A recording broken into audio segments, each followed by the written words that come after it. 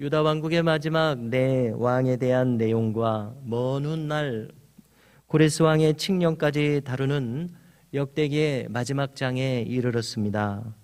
바사, 즉 일반적인 명칭으로는 페르시아, 이 고레스 왕의 칙령으로 바벨론 제국의 포로로 끌려갔던 유다의 백성들이 본토로 귀환할 수 있게 되었을 뿐만이 아니라 성전까지 재건하기에 이릅니다. 이것은 바벨론에 의해서 멸망하기 시작한 605년부터 주전 605년부터 3차에 걸쳐서 주전 587년까지 포로로 끌려간 지 수십 년 만에, 즉 약 70여 년 만에 이루어진 감격스러운 사건이었습니다. 그러나 먼저 요시야 왕의 사후에 차례로 즉위했던 유다의 마지막 네 왕의 이야기가 비극적으로 기록됩니다. 그들은 하나같이 악한 왕들로서 이미 결정된 하나님의 심판을 더 앞당기고 확정케 만드는 인상을 줍니다. 먼저는 요시야의 사남인 여호아하스입니다. 그는 23살에 즉위하지만 단 3달 만에 애굽에 의해서 폐위되었습니다. 폐위되는 이유는 그동안 요시야 이후로 유다가 친바벨론 정책이었기 때문에 이것을 친애굽 정책으로 돌리기 위해서입니다. 그래서 이번에는 여호아하스를 대신해서 그를 사로잡아가고 그를 대신해서 요아스의 차남인 엘리야김을 세웁니다. 그리고 이름을 여호야김으로 바꿉니다. 또 애굽을 막아선 데에 대한 막대한 벌금을 물립니다. 여호야김은 25세에 즉위합니다. 11년간 재위합니다. 그에 대한 평가는 단 한마디로 요약되고 있습니다. 즉 하나님 보시기에 악을 행하였다고 합니다. 부친인 요시야를 따라서 하나님 보시기에 선하게 행했으면 얼마나 좋았겠습니까? 그러나 그는 악한 길로 가고 말았습니다. 그의 사적과 또 특히 가증한 일들, 또 악행이 열왕기에 기록되었다고 합니다. 그리고 그를 이어서 그의 아들 여호야긴이 즉위합니다. 여호야긴은 단 8세에 즉위했다고 기록하고 있습니다. 그도 단 석 달만을 재위했을 뿐입니다. 그리고 여호와 보시기에 악을 행하였다고 합니다. 단 8세의 어린 왕이 여호와 보시기에 악을 행하였다는 말이 잘 이해가 안 될 정도입니다. 아무래도 8살은 주도적으로 무엇을 행하기 어려운 연령 아닙니까? 그래서 열왕기서를 찾아보면은 열왕기서에서는 18에 즉위했다고 기록합니다.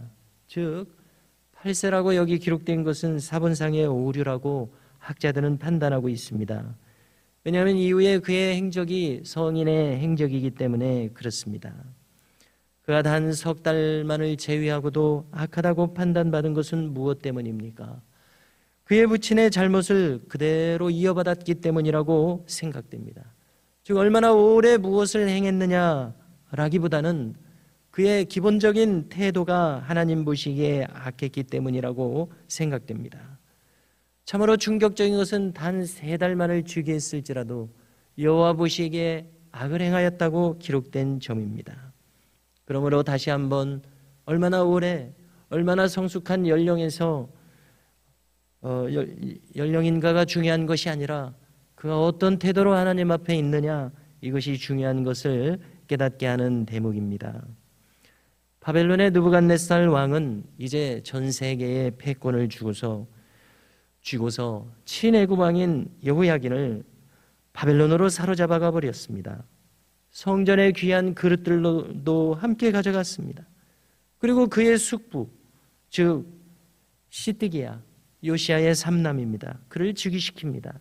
시드기야는 21세에 즉위합니다. 그는 11년간 재위하면서 유다 왕국의 최후의 왕으로 기록됩니다. 그는 두 눈을 뽑혀서 바벨론으로 사로잡혀가는 비극적인 왕이었습니다.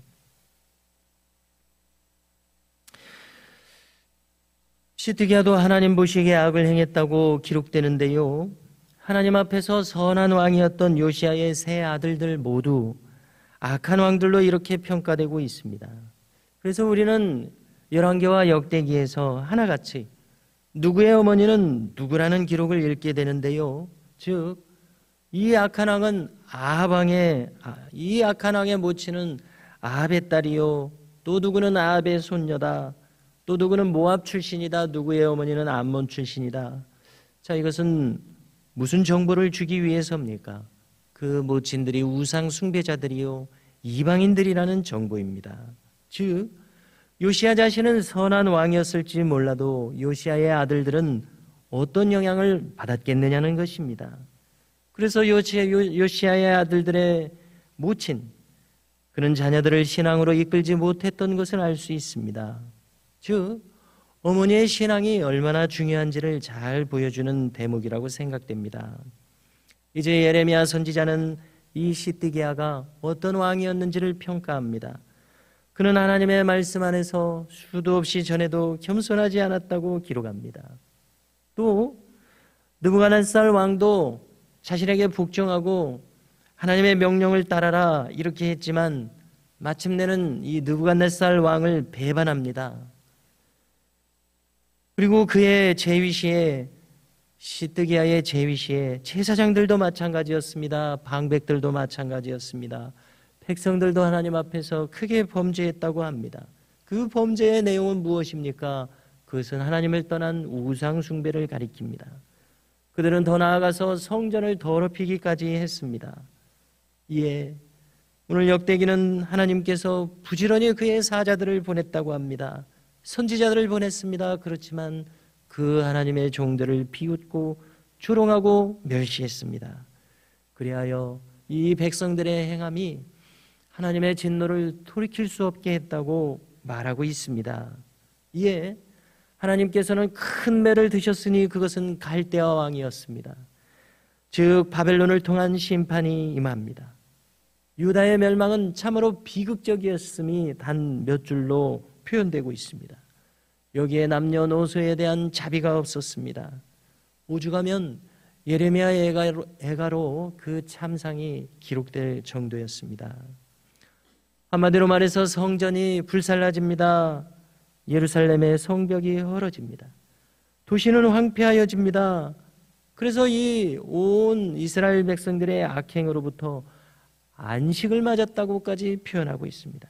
그 안식은 70여 년에 이르러서 토지는 황폐하여졌지만 그 토지는 그렇게 안식하였다고 기록한 점이 주목됩니다. 이제 오늘 본문의 마지막은 고레스 왕의 칙령으로 장식됩니다. 이것은 예레미야의 예언 그대로 성취된 것입니다. 이제 바사가 바벨론을 대신해서 전 세계에 패권을 쥐고서 바사 왕의 왕인 고레스 왕의 원년에 조서를 공포합니다. 조서의 내용이 이렇게 되어 있습니다. 하늘의 신 여호와께서라고 하나님을 언급한 점이 특별합니다. 세상 만국을 내게 주었고 나에게 명령하여 유다의 예루살렘에 성전을 건축하라 하셨나니 너희 중에 그의 백성 된 자는 다 올라갈지어다. 너희 하나님 여호와께서 함께 하시기를 원하노라 하였더라라고 이 놀라운 소식을 전하고 있습니다. 주전 605년부터 3차에 걸쳐서 이스라엘의 고관들 또 귀족들 중요한 역할을 한 사람들 모두 다 끌려갔습니다. 완전히 왕국이 멸망하였습니다. 그러나 예레미야 예언대로 이 이방의 나라에서 노예로 살면서 깊이 회개하게 한 후에 고레스 왕을 통해서 다시 고토로 돌이키게 하시고 성전을 짓도록 하셨습니다. 회복시키시는 하나님의 놀라우신 은총을 역대기는 이렇게 기록하고 있습니다. 성도 여러분, 우리는 이 남유다 북왕국 이스라엘의 멸망을 통해서 하나님을 경외하면서 살아가는 것이 진정한 축복이요, 하나님의 뜻 안에서 은총 안에서 사는 것이야말로 우리의 마땅히 나아가야 할 바임을 깨닫게 됩니다. 우리도 늘 우리 자신을 돌아보며 하나님께 늘 돌이키기에 힘쓰는 은혜가 우리 모두에게 있기를 간절히 바랍니다.